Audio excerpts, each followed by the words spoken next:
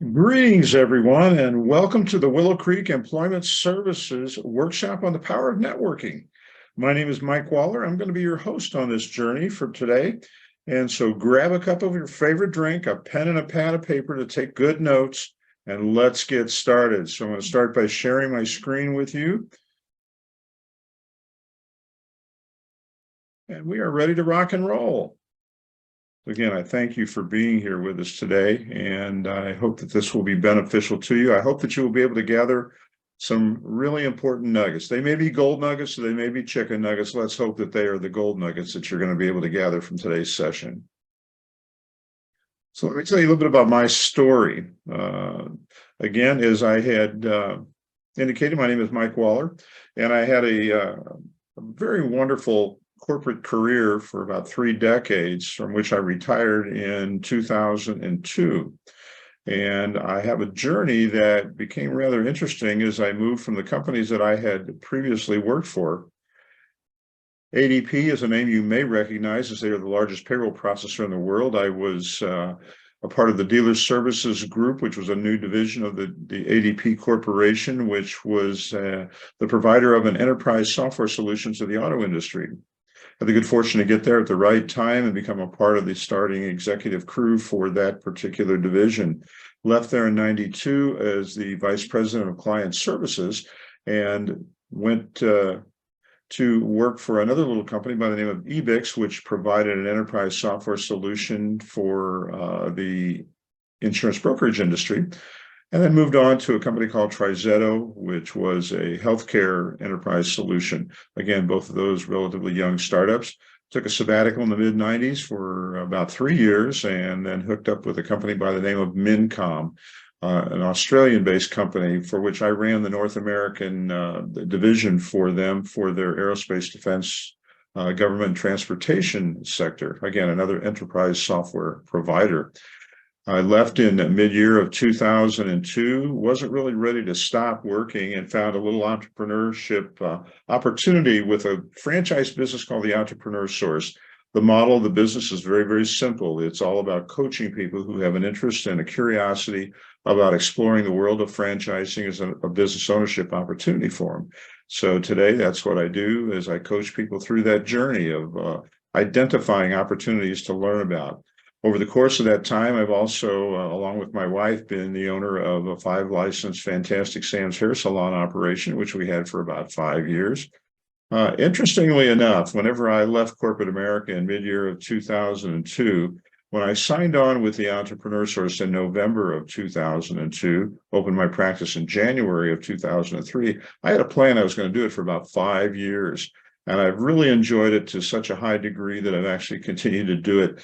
Love the business and have no plans to retire. So that's a little bit about my history. Let me tell you a little story that what triggered my departure from corporate America. This is a picture of my youngest daughter, Katie, who in this picture was about 12 years old. And this was roughly mid-year of 2002. I traveled about 90% of the time. I live in the Barrington area, and I had my offices in Denver, Colorado. We did not move to Denver, but I had a second place out there, and I would commute back and forth. Katie made a comment to me one day. She said, "Gee, Dad, it'd be nice to see something of you other than a cardboard cutout." Arrow through the heart experience for me. That's one of those times when you listen to your kid and what they're really saying is, "Dad, you're gone all the time," because I traveled about 90% of the time. So I learned something very, very important through those words of wisdom from her. You can get so busy trying to make a living for your family that you think you're doing all the right things, that you forget about what it really means to make a life and have a life, with your family. And so, again, that was the trigger point, the epiphany, if you want to call it that, for why I left corporate America in mid-year of 2002. And I'm happy to say that Katie is now married, as she is the last of our 4 children that my wife and I have together brought through life, all now married, 10 grandchildren. These are our 2 youngest grandkids, Katie's 2. And this is Penelope on the right and Willow on the left. Penelope is about 4 years old and Willow has just turned a year. So pride and joy of our family. Well, let's jump into something that I think is really important that we use as a guidepost for all the workshops that we do but I also use this as kind of a guidepost for how I do my life. And it's a passage of scripture from the book of Proverbs, chapter 11, verse 14. It says, where there's no guidance, the people fail, but in the multitude of counselors, there is safety. Networking is a lot about creating a group of counselors around you in a form through making contacts and connections and networking in general that, can provide good background, good information for you that can be very, very helpful for you in the transitional stage of a job search or in a business of your own. So I ascribe to these words and try to live them to the best of my ability. So let's ask the burning question. What comes to mind when I say networking? The most common reaction I get whenever I ask that question is one of simply people think that networking is all about group settings, large gathering of people. You wander around with a drink in your hand, you talk to some people, you try to learn something, you try to make some connections. I'm here to say that that is one form of networking. However, there are other forms of networking, but let me try to break it down for you a little bit. Networking at its most fundamental level is simply two people making a connection for a number of purposes. One of them might be simply to strike up a conversation. That's a form of networking. Anytime that you strike up a conversation with someone, you have the opportunity to learn something, you have the opportunity to gain something. But maybe you're looking all about sharing some skills or some values or some information with someone else. That can be another reason why you network. Or maybe it's about giving assistance to somebody else and hopefully receiving something in return. Maybe not at that moment, but in some time in a relationship as it is built. You may seek to gain knowledge or to stay current on a subject matter that's important to you. This could be extremely important as you're going through a job search effort. As you're attempting to find a new position somewhere, you may need to gather information that can be helpful for you in that journey. But at the core of what networking is really all about, it's about creating relationship. Relationships impact your success. Who you know influences where you go. Some important words to remember. I ran across this, and I consider this to be some word of wisdom. Soaring with eagles. Who you spend your time with will have a great impact on what kind of life you live. There are people God has ordained to come across our path to help us fulfill our destiny.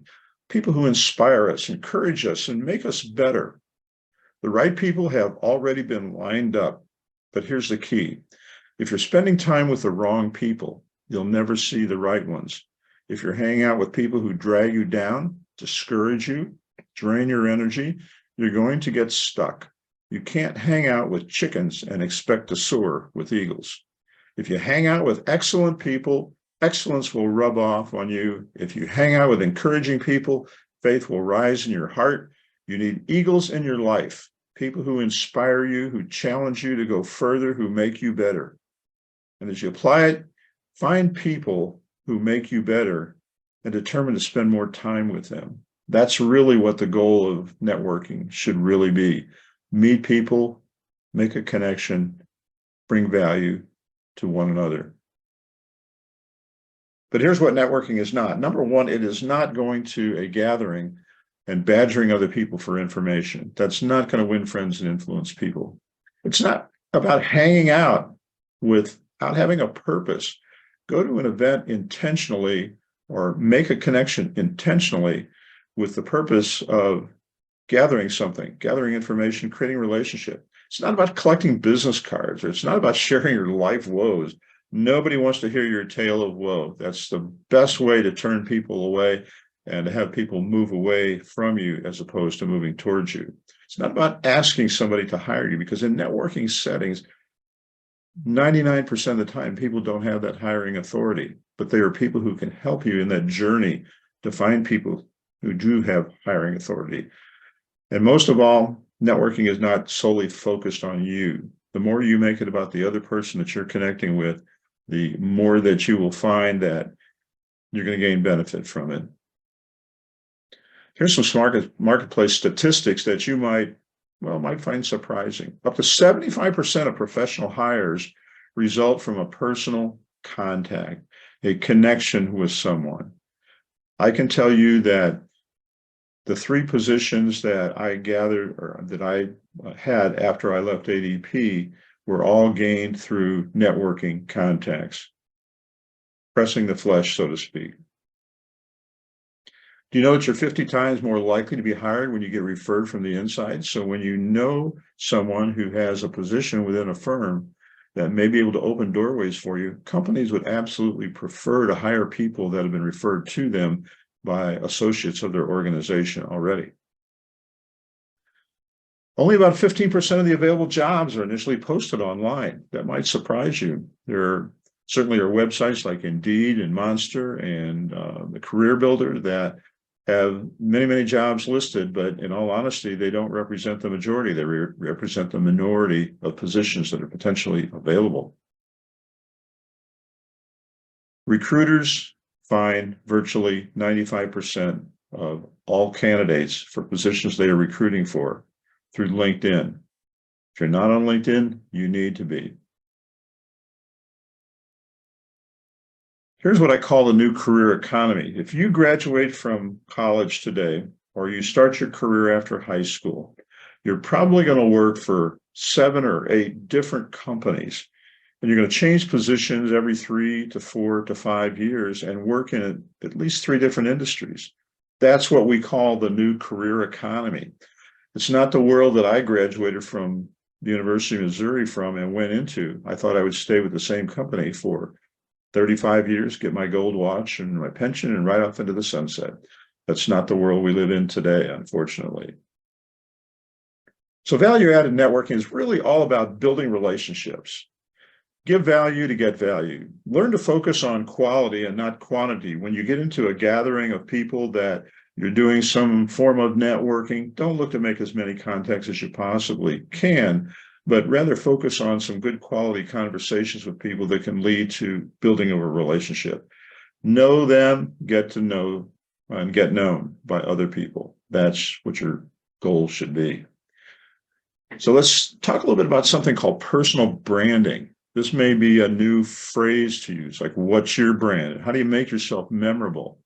Well, if you think about what personal branding involves, it's not just about experiences, but it's about how you add value. Not what you do, but what makes you different from anybody else, why you would be a good candidate for a potential employer to have a conversation with. It's not where you've been, but it's where you're heading to, where you're looking to go to. Part of my brand is my experience with ADP, because ADP is a very, very large multi-billion-dollar organization. I had a wonderful career with them, and I have a lot of wonderful relationships and a lot of contacts that are still maintained, even though I've been away from ADP for many, many years now. It's a part of my identity. When I say ADP, people recognize it because they're the largest payroll processor in the world, and it's a good chance that if you've ever worked for anybody, ADP did the background processing of the payroll for that company. But here's something else that I think is important, something personal about you. This is my personal thing. You look at this picture, and it's a picture of my wife and I at Disney World. You go, what's the big deal with that? Well, my wife and I were married in 1971. And our first big vacation, we went to Disney World. Disney World opened in October of 1971. We went down for the first big vacation that we took together in the week between Christmas and New Year's. Since then, we've been to Disney World 39 times. Now, that's certainly not an extraordinary record by any measure. But for many people who've only been to Disney World one time, when you say 39 times, they go, holy cow, why do you go to Disney? And I'm kind of a Disney addict, for lack of a way to say it. I've always been a big fan of the Disney organization, big fan of Walt Disney and what he created over so many years and what the outcome of that was. And I find it fascinating to explore Disney World in all of its elements, the behind the scenes, the in front of the cast, and so on and so forth, is some of the terms that they use. But whenever I mention that to people, people may not remember some of the details of who I am and what I've done, but they will certainly remember that you're the guy that's been to Disney World 39 times. Figure out something on your own that identifies you and makes you memorable to people. So here's a branding statement for a business, but you can use it as a model to say, well, why not me? Why can't I do something like this? This is a business called ServPro.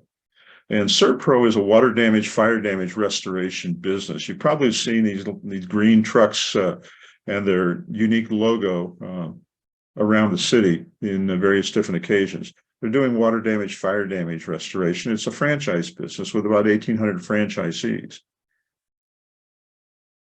On their website, here's what you would find. This is what they say to their clientele. We're faster to any size disaster. Our highly trained technicians are on the job 24/7 to bring you advanced technology for superior cleanup and restoration following fire or water disasters. Like it never happened. That makes them memorable. They're into solving problems for people. If you think about a personal branding statement for yourself, here's an example of one you might give consideration to. Logistics are my passion. I love doing things that make an impact. I have 2 decades of experience moving things from point A to point B economically and efficiently. I make stuff happen. Problem solved for an employer who is looking for somebody to manage logistics for them in their enterprise, whatever that might mean. That could be an example of a personal branding statement. There's something called an elevator pitch, which is essentially the term comes from the fact that if you can jump on an elevator and within 30 seconds give your pitch to somebody who's on that elevator before the next set of doors open, that's a pretty quick pitch that you can give. What goes into it? It's about who you are, what you've done, and what really excites you or sets you apart. That's a part of the distinction of what your elevator pitch is really about. And when you're networking with other job seekers, you also want to embrace into that, how can your experience and what you've done assist them in some way, or the context that you've got. So your elevator pitch can be very, very important. You ought to have it nailed for a 30-second or less type of a pitch that will say who you are. My elevator pitch is real simple. I coach people who have an interest or curiosity in business ownership for themselves and have a particular interest in the world of franchising. I can help you identify opportunities that will fulfill a set of goals, needs, and expectations that you've got. There's my elevator pitch. Here's a sample of another 30-second elevator pitch. Hi, my name is Kathleen. I'm an HR senior professional, just new to the Chicago area. I just moved from Houston, where I worked in the oil and gas industry for Exxon. I championed several new HR initiatives that brought positive changes to my former employer and kept them compliant with the law. Now that I'm in my new location, I'd really like to explore career opportunities in the green energy industry. Renewables are a new emerging industry that offers some exciting possibilities. I'm just beginning my search and gathering information on different companies. What's your take on the future of renewables? Again, you're asking questions, you're engaging that person as a part of your elevator pitch because you're asking them to give you feedback. This would be an example of a outline of what you would want to include in your 30-second elevator pitch, but just kind of what I shared with you is kind of an example of a couple of different pitches from both myself as well as a made-up one. So does networking really work? You better believe that it does. As I mentioned previously, I gained my employment after I left ADP through networking, very, very specifically, individuals that helped to open doors for me.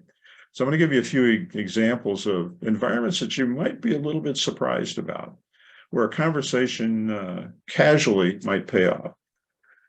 You see a picture here with a man on the left and a woman on the right, and a train station in between the two. This is a story of a friend of mine who had previously been with Motorola, and during Motorola's downsizing times, he was an engineer and he was outsourced or outplaced, I should say, by Motorola. So he's in a transition mode in search of a new position. He had identified a number of companies that were of interest to him. One of the companies was a company by the name of Brunswick, because he was a big boating enthusiast, and Brunswick is the largest boat manufacturer in the world. So this individual was going downtown for a networking event of some sorts, and he was at the train station in the northwest suburbs. And he was not during the rush hour time, but he was at roughly a 9 to 9:30 kind of a train where it's not as crowded, but he's standing on the platform. It was a rather nice day, and struck up a conversation with a woman. And they just began to chit-chat about the weather and chit-chat about this, that, and the other thing. And she asked him, what are you heading downtown for? And he said, well, I've got a networking appointment set up. I'm in a transitional mode, and I've just been doing networking in order to try to find a new position for myself. She goes, oh, well, what kind of companies are you looking for? What kind of position are you looking for? And he shared with her his engineering experience, also shared with her the fact that Brunswick was one of the companies that he had a real interest in. He was very enthusiastic in his comments about it. Lo and behold, this woman turned out to be the wife of the CEO of Brunswick Corporation. Now, how coincidental is that?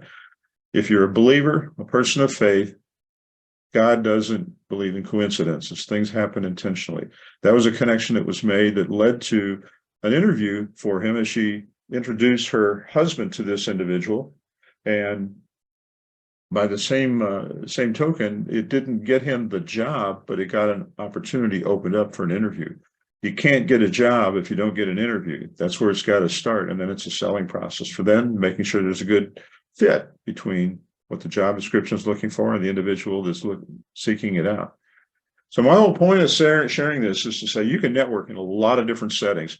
Don't assume anything. You don't know what you don't know. So keep that in mind. Here's another example. This is something that happened to me personally. Whenever I started my business in the Entrepreneur Source, I was doing an errand for my wife at Jewel, and I picked up whatever she'd asked me for, was standing in line waiting to check out. The line was moving slowly. The person checking out wasn't the speediest person on the planet. A woman that was standing in front of me turned around and kind of rolled her eyes and was kind of impatient with what was going on. She saw my logo shirt that said the Entrepreneur Source on it. She said, what's that all about? And I simply told her, I gave her my elevator pitch. I said, I coach people who have an interest or a curiosity in exploring business ownership opportunities in the world of franchising, but we build it around a framework that's holistic. How does it fit into your life? How does it meet your income expectations? Do you want it to create wealth and equity for yourself? She said, that's kind of interesting. She said, I've got a family member who is currently in a transitional mode and is thinking about going into business for himself. And I said, well, it'd be great to strike up a conversation. So what did I do? I pulled out my handy business card, handed it over to her, and said, connect us if you would. And she did. Had a conversation with that individual. We went through a process of helping them to explore some business ownership opportunities. And unfortunately, they did not find something that worked for them. They actually ended up going back into a corporate role, but that wasn't the point. I was able to help them get to that point of clarity of identifying what it is that they really wanted to do next. That's a big part of what I do day in and day out. So there's this thing that always comes up. Well, I'm an introvert. I'm not one of those people that likes talking to people. Well, sometimes you got to break out of your comfort zone. You got to break out and stretch yourself a bit. There are people who are naturally extroverted. There are people who are introverted, but there's something in the middle called an ambivert. And that's an individual who can kind of walk in and out of both of them. They can be extroverted when they need to be, but they like their quiet time. They like their alone time. They like their one-on-one time. Identify who you are. Are you extroverted? Are you introverted? Are you in the middle? Again, if you have a voice and you can talk, you can have an interaction with someone that could potentially lead to a golden opportunity for you. Have you ever heard of something called a CAR model? If you've been to some of our other workshops, you may have seen this identified previously, but it's all about challenges, actions, and results. That's what CAR stands for. As you think about having your 30-second elevator pitch in your hip pocket, keep in mind the CAR model maybe as a way of framing that together or using that template that I showed you in terms of what were the challenges that you faced, what were the actions that you took, and what were the results that you achieved. Companies are always going to be looking for what were the results that were produced. So what goes into your networking toolbox? Well, there may be a few different items that you ought to give consideration to. The most common is a business card. If you haven't got a personal business card for yourself, you might want to get one made up. Business cards are still a common form of exchange of contact information. However, if you're a millennial or a younger person, smartphone is the way that typically information will be gathered about someone else, and that you'll use that as the way in which you're going to plug it into your phone, have them give you a call, record the information, however that might work. That's another alternative. Something called a handbill, which I'll talk about in a couple of minutes, is great for group networking settings. And then most importantly, you got to have a presence on LinkedIn. If you think that you're looking to gather or get a good job somewhere, and you're probably going to get it through a recruiter of some sorts, they're going to look for you on LinkedIn. So you want to make sure that you've got a presence on LinkedIn and maybe a few other profile sites that are out there like Execunet and a few other like that. Some people have actually built a personal website. If this is your calling in life, if you're good at web development or you're a technology kind of a person, you may want to have a personal website. Or even if you don't have those skills, you can have one made for you. But that's another, well, just another option in your toolbox. But here's something to think of: QR code. We've all been exposed to QR codes over the last couple of decades. A QR code has always been a mystery to me, how all those little strange forms there can identify information. But you can create a QR code for yourself and have it on your business card, have it on your handbill, or just have it on your phone. And as soon as someone scans that into their phone, they can then have all of your contact information. So think about that. If you don't know how to do that, do what everybody else in the world does. Google it, and it'll give you some instructions or some ways in which you can determine how to make your own QR code. So here's a sample of my business card. You can see on the front, I've got all the contact information for myself out there, my phone numbers, as well as my email address. I actually have 5 email addresses, but they all map to one common site for me. On the back of my business card, I've got some of the services that I provide. So this is potentially kind of a business card that you could think of for yourself. Again, you can create them. There's a lot of good software out there that you can actually create your own business card. Or you can go to Vistaprint or a number of other online services that can actually help you to print up business cards pretty cheaply. Again, QR code. When I do a reprint of my business cards, I'm going to be putting a QR code on there for people to use. Here's a sample of a handbill. You'll notice it kind of looks like a resume, but it's really much more marketing centric. It's about marketing you, and it gives some information on here that is for an individual that I know by the name of Dave Lawson. And Dave has been kind enough to provide this example of a handbill that he actually has used in group networking kind of settings. So again, something else to think about. So where can you network at? Well, I gave you a couple of examples already, and they're come down there in the bottom of the commuter station, the Jewel. You think about walking the dog, but there's other ones too.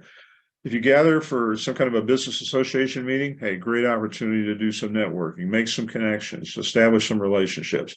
Training sessions, same thing. Job fairs, great place to network. You don't know who knows whom. Just because somebody may not work for Motorola today, they may know people that work for Motorola if that's a target company for you.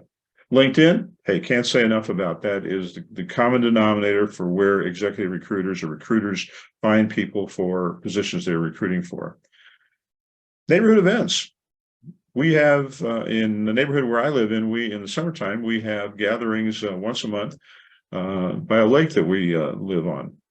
And it is an occasion for the homeowners association to bring people together, and we have some pizza and some beer and some wine, and we have a nice time together. But it's a great opportunity to network, and I have had quite a number of contacts that have come out of those kind of events myself. You maybe have a block party in your neighborhood, anything like that. Any kind of a party gathering could be a source. Again, volunteering could be a way to get connections with people and make connections. And don't forget about the informational interview. Many people who, again, like to talk about what they do would be very happy to get together with you and have a conversation so that you might learn something that could be very, very helpful to you. You just have to make an initial connection and then make the ask. So what do you do at an event? Well, as I've kind of said this in general already, you can talk with a lot of people, but you only want to connect with a few. You're going to find a few people that you're going to have chemistry with, you're going to have a natural connection to, or you're going to have found information from them that you can help them in some way, and they may be able to help you. Learn to listen more than you speak.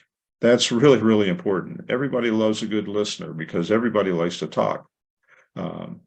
But they want to talk with somebody who is willing to listen to what they have to say.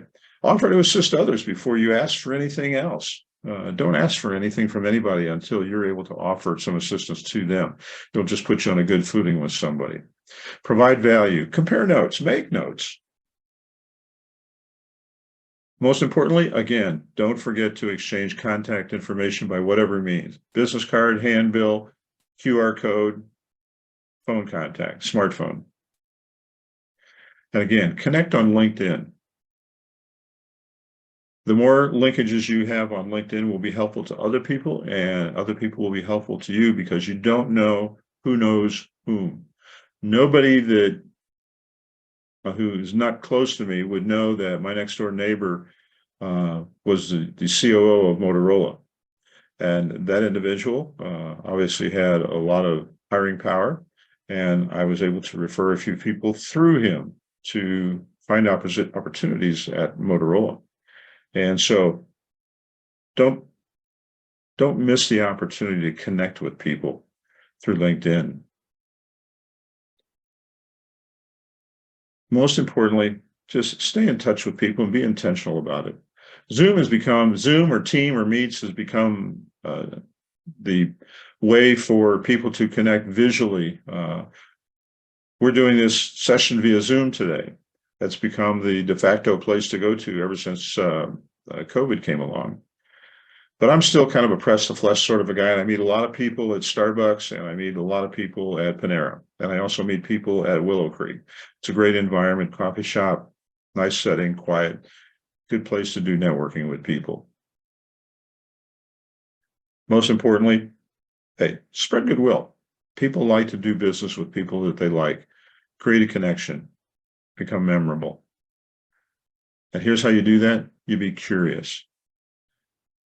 People, again, love to talk about themselves, and people like to do business with people that they like. So again, be curious about people, and you'll begin to create a relationship and a connection, some of which will maybe become lifetime. If you've ever heard of an organization called Toastmasters, it's a public speaking type of organization founded by an individual by the name of Dale Carnegie. And here's what he had to say about the whole idea of, well, connecting with people. Stretch yourself. Most people, the most significant fear that people typically have in life is speaking in public in front of a group of people. Toastmasters has helped many, many people to get over that. But here's what he has to say. Smile. People don't warm up to a sour countenance. Nobody likes to be around a sourpuss or a complainer. Use people's names.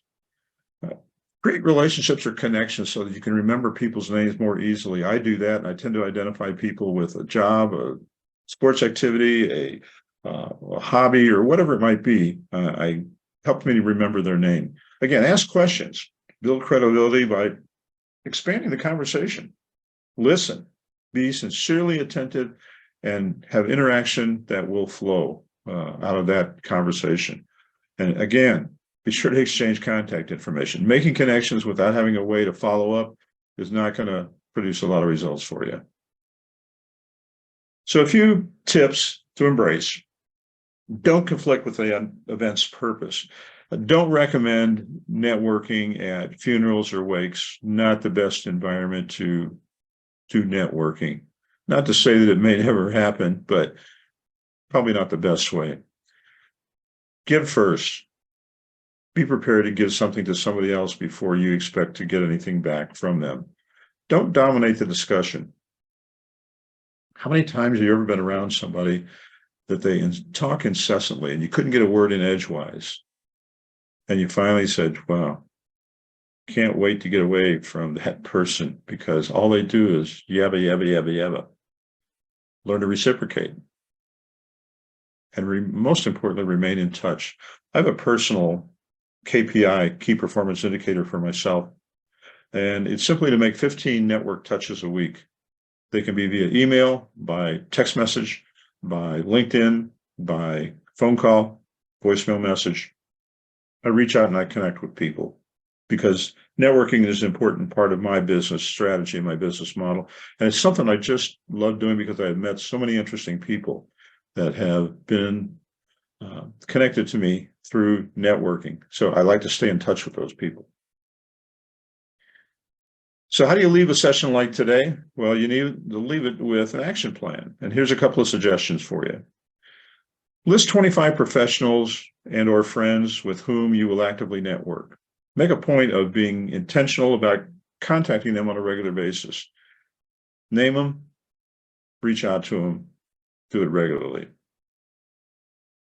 If you're in the job search mode, list 10 companies for specific jobs to target and locate insiders. Use LinkedIn with whom you're going to network in order to try to get a doorway opened.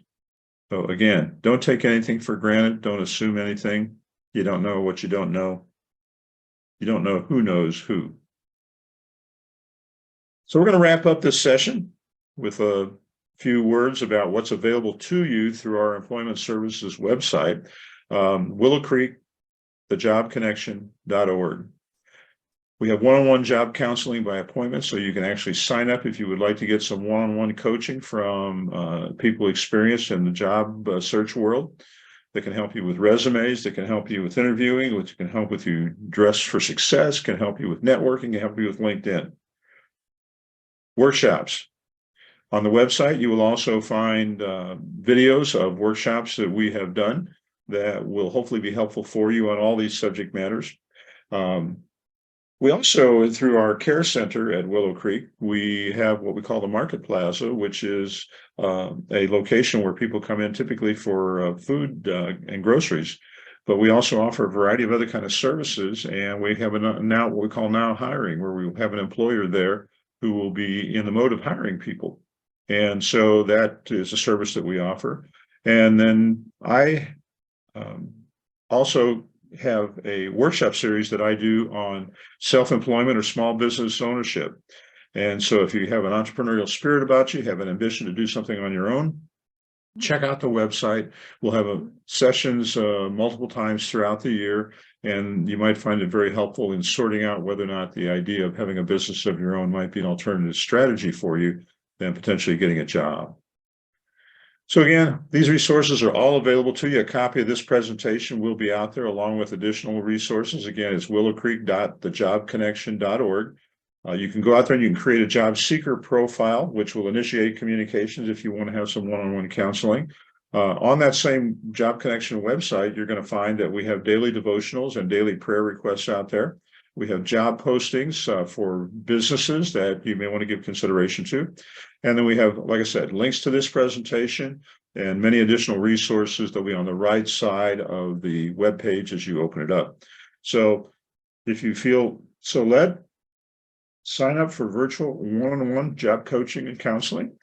And again, open some of the links and learn some things through the videos that we offer out there. Again, I hope that you will find more gold nuggets than chicken nuggets, but you're never going to know until you actually do some exploration on your own. So thank you for taking the time to spend with me. And I hope, again, some of this was helpful to you in your networking adventures.